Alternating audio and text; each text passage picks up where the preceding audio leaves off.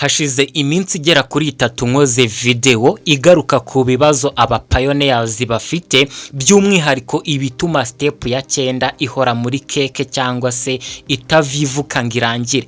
Kandi muzi ko Payiko team yaduhaye update. Iyo ugiye muri white paper urabibona, batubwira ko umupioneer abafite amezi 6 kugira ngo abe yarakoze step zose kuri Mainnet checklist.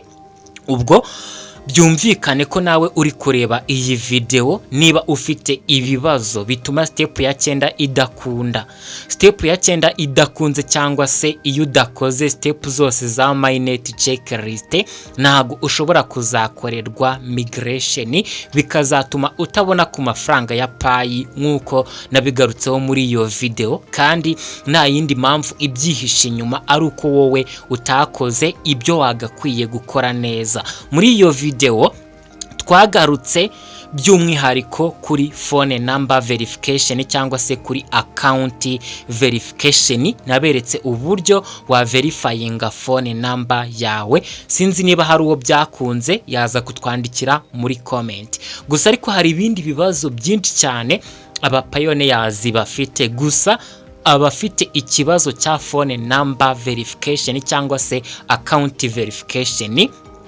nicyo tugiye kugarukaho, kuko njyewe nago phone number yanjye yabaye verified kubera ko bansabye kuba nakandikira Payiko team. Ubu ngubu ngiye kwandikira Payiko team. Hari abantu bajya bavuga ngo bati dezo wabaye ute ko ibintu byawe byose ubipostinga.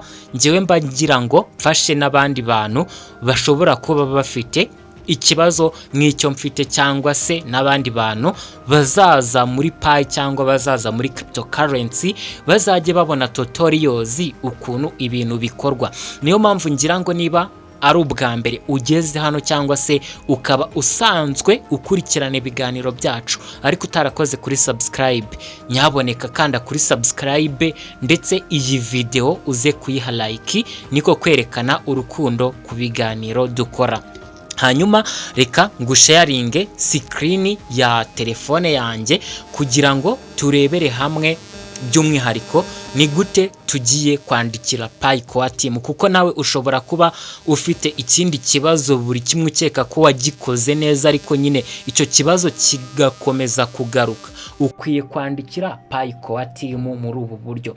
Uri kubona ko mfunguye payi, nkaza hano kutu turongo dutatu, nkazamura, nkaza hano hasi kuri profile, nkazamura. Uri kubona ko bari kumbwira ko phone number yanjye cyangwa se account verification ntago nayikoze. Iyo nje hano kuri update, gusa kwa updatinga phone number ni uguhindura byibuze imibare 2. Ushobora kuba waranditse nimero yawe nabi ukibeshya umubare umwe cyangwa 2. Ushobora kuba waza hano kuri update ukaba wahindura umubare umwe cyangwa 2, cyangwa se ukaza hano kuri change igihe waba warataye sim card yawe cyangwa se nimero ya telefone washyize hano muri Pi utakiyifite. Ushobora kuba waza hano kuri change. Hanyuma iyo tuje hano kuri update, uri kubona ko nge barambwira ngo you can update your phone number up to 5 times. You have 5 updated remaining. Bishatse kuvuga ko nago nshobora kuba naka updatinga phone number. Urugero nje nka hano nkashyiramo country code. Country code yo birakunda kuba naza nkashyiramo Rwanda, ariko ntago nshobora kuba naza ngo nshyiremo phone number. Iyo nje hano kuri confirm change bahita bambwira ngo system error, please contact support. Aha, icyo ni cyambere. Dusubiye inyuma tukagaruka hano kuri profile, ubwo niho tukiri, tukaza hano kuri change. Aha, ngashyiramo country code, ubwo no kwandikamo Rwanda. Hanyuma ngashyiramo wenda nimero nshyashya, nkahita nza hano kuri confirm change. Nabwo barambwira ngo system error, please contact support. Hari igihe nyine bakeka ko ari umuntu ushaka kuba yagerageza kunyibira account, bityo bikaba biri gutuma ariyo mpamvu batari kwemera ko naka updatinga cyangwa se na cenjinga phone namba yanjye, hari igihe batizera ko ari njye ubwanjye uri kugerageza icyo gikorwa. Niyo mpamvu bari kunsaba kwandikira Pi Core Team. Hanyuma iyo tuje hano wenda kuri verify, tugakora kuri verify ukuntu, hanyuma tukazamura tukaza hano kuri manual instructions, uri kubona ko bakwereka phone number yawe ariko bakakwereka imibare 4 ihera ya nyuma na country code ndetse na 07. Hano hari indi mibare igera muri 4 batakwereka. Niyo mpamvu kuri update badusaba byibuze kuba twahindura umubare umwe cyangwa ibiri ukeka ko wenda ushobora kuba waranditse nimero yawe nabi. Niyo mpamvu hano nyine batakwereka imibare yose, ukaba wajya kuri update ukaba wakandika nimero yawe ya telefone neza. Gusa njyewe ntago biri gukunda. Bishatse kuvuga ko nk'uko mwabonye bari kubinsaba ni ukwandikira Pi Core Team. Uti turandikira Pi Core Team gute? Turaza hano ku turongo dutatu tudukoreho, nitumara kudukoraho turazamura tuze hano kuri support portal. Nizere ko hagaragara neza cyane. Hano kuri support portal niho tugiye kunyura, dutegereze batu directing kuri customer support, tube twabandikira tubabwire ikibazo dufite, kandi nizeye ko kiri buhite gikemuka neza cyane 5/5. Mbere na mbere turategereza, uri kubona ko hano bikiri pending, uri kubona ko bigikunda. Turazamura tuze hano kuri need to raise a quest, contact us. Hanyuma hano uhitamo ikibazo ushobora kuba ufite. Hari account deletion, wallet and browse, can't create new wallet, trouble sign in, forgot password, account settings, verification of account. Twebwe turaza kunyura hano kuri verification of account. Hanyuma uri kubona ko hari n'ibindi bibazo bihari, ushobora kuba ufite kimwe muri byo. Hari scam report, niba hari umuntu wenda ukeka ko yamaze kumenya passe phrase zawe, cyangwa se niba payi zawe hari izo bibye, ushobora kuba wanyura hano ukabandikira. Uretse ko ushobora no kuba wahindura wallet yawe ubwawe. Unyura kuri step ya 3. Iyo ukanze kuri step ya 3 bagusaba kuba wakleya iyindi wallet ukanayikonfaminga. Gusa ariko nizere ko mwanakoze email verification. Gusa ibyo bibazo bindi tuzajya dukomeza kubigarukaho. Reka tubanze dukemure iki ngiki cya account verification. Ubwo twebwe tugiye kuza hano kuri account verification. Unkurikire tujyane step by step. Hano baradusaba gushyiramo email address yacu twashyize muri Pi, cyangwa se email bashobora kuba batwohererezaho cyangwa se badusubizaho, kuko tugiye kubandikira bazadusubiza. Email bazadusubizaho tugiye kuba ariyo dushyiramo hano, ariko ibyiza washyiramo n'ubundi email wakoresheje kuri Pi. Email yanjye ni iyi, Pi username niyo badusaba gushyiramo. Ngewe Pi username yanjye ni iyi ngiyi ndimo kwandika. Iyi niyo Pi username yanjye, nizere ko ntayanditse neza. Okay, ni iyi ngiyi @eridad 12345. Hanyuma hano bari kutubwira ngo which method are you experiencing an issue with verification. Ni phone number verification. Ego, niba wowe ari email, niba ari Facebook, uhitamo icyo ushaka ko bakugenzurira neza nyine.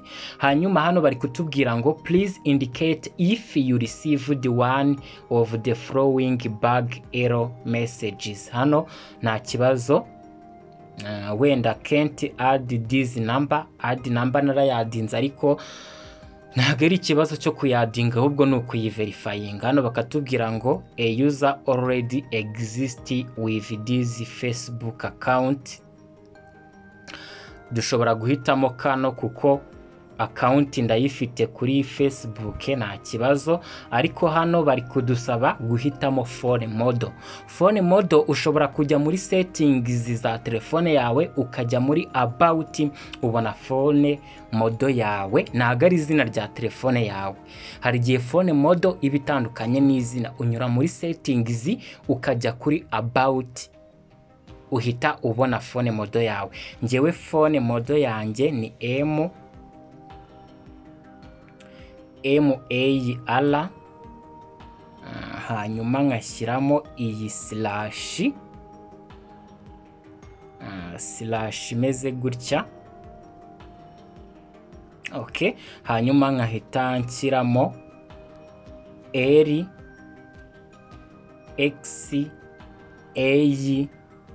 Okay, hano habanzaho LX1A, ni gutya byanditse phone model yanjye. Hanyuma hano uhitamo niba telefone yawe ari Android cyangwa se ari iOS. Ngewe ni Android, wowe niba ari iPhone uzaza uhitemo iOS. Hanyuma hano bari kudusaba gushyiramo Android version. Ngewe telefone yanjye ifite Android version, ni Android 10.0. Hanyuma hano bakadusaba bari kutubwira ngo if you are having trouble verifying your phone number, please provide the phone number including the country code. Hano turashyiramo country code na nimero yacu. Ubwo ni ukuvuga ko ni ikimenyetso cyo guteranya 700 na 250 niba uri mu Rwanda. Hanyuma tugakomeza 073 76 15 12. Hanyuma igikurikiyeho bari kutubaza ngo cell phone provider if you are having trouble with phone verification. Ikintu ukora ugaruka hano muri payi, wagaruka hano muri payi, ukaza ku turongo dutatu, ukaza kuri profile, hanyuma ukaza hano kuri verify phone number, ubwo hanyuma ukaza hano ugahitamo igihugu wegeze gukoresha nyine uri kuverifyinga phone number yanjye. Ngewe ubuheruka nari nahisemo United Kingdom. Ushobora kuza hano kuri manual instructions bakakwereka iyi nimero ukayikorera copy. Niba waragerageje gukora phone number verification ukoresheje phone number provider yo muri USA, yo muri Israel, uzafata iyi nimero yo muri Israel. Ushobora no kuba wajya muri SMS app yawe ukareba nimero woherejeho ya SMS verification code, hanyuma ukaza ukayipestingamo hano. Hanyuma hano bari kugusaba, bari kukubwira ngo what country are you accessing this app from. Ubwo ndaza hano nshyiremo Rwanda. Niba uri mu Burundi, niba uri muri Uganda, uzashyiramo igihugu urimo. Hanyuma hano bagusaba kuba hari ibintu ushobora nyine kuba wakongeraho, ukavuga uti wenda ngewe byagenze gutya na gutya, nshaka ko mumfasha gutya na gutya, cyangwa se ukaza hano ugashyiramo screenshot. Nk'ubu ngenje hano kuri files hari screenshot nari nafashe nyine iriya yerekana ko cyase yavugaga ko ngomba kwandikira Payco team. Nshobora kuza hano, ndaza ku turongo dutatu, mitemo image, mitemo screenshot, hanyuma iyo screenshot ni iyi ngiyi nari nafashe. Negereze ijyemo hano neza cyane. Gusa hano ushobora no kuza nkandikamo I have updated my phone number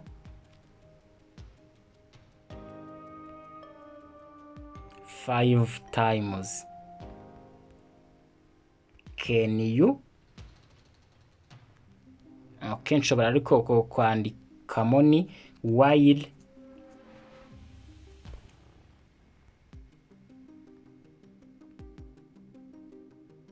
while my phone number is not verified. Can you help me please?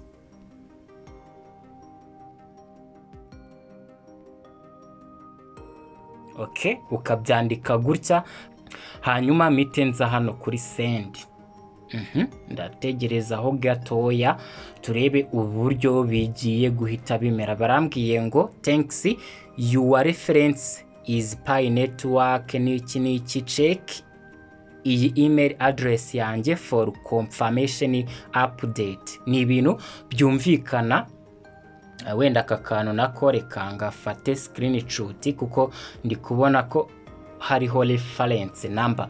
Hanyuma uti ni gute noneho abantu mufite ikibazo cyo kuba barabibye Pi zanyu, kuko nubwo ugifite wallet yawe niwoherezaho izindi Pi nazo bashobora kuzaziba. Ukwiye guhindura wallet. Uti uhindura wallet gute? Uza hano ku turongo dutatu ukadukoraho, ukaza hano kuri Mainnet, ukaza kuri Mainnet checklist. Iyo ugeze hano kuri Mainnet checklist ukaza kuri iyi step ya gatatu ukayikandaho, ubona ko bagusaba gukonfaminga your wallet cyangwa se ukaba wakereya iyindi wallet. Iyo ukereye iyindi wallet urazana none ukayemeza muri step ya gatatu. Hari n'igihe bagusaba kuverifyinga phone number, cyo kimwe n'abantu bakoze KYC. Iyo ukimara gukora KYC bagusaba kuba wa verifyinga email. Hari n'igihe bagusaba gukora liveness check. Iyo udahise ubikora, ibyo ngibyo bishobora gutuma migration yawe izatinda, barabikubwira. Rero nizere ko buri kimwe gisobanutse neza cyane. Reka dutegereze ko bari bunsubize. Nzakora video mwereka ko banshubije icyo bazansaba gukora. Nzajya mbereka buri kimwe, nziko bizajya bibafasha. Gusa n'ibindi bibazo aba pioneers mufite tuzabigarukaho mbere yuko dutangira kugaruka ku bundi buryo bwadufasha kumininga Pi nyinshi, turaninga Pi node, duchatinga, duparticipatinga muri ecosystem n'izindi update bagiye baduha. Tuzabigarukaho ibyo byose, ariko icy'ingenzi turi gukoraho muri iyi minsi ni ukumakinga sure ko Pi zacu zizaba migrated, tutaba turi kuruhira ubusa. Reka tubonane mu bindi biganiro ndimo kugutegurira. Imana ikurinde. Bye bye.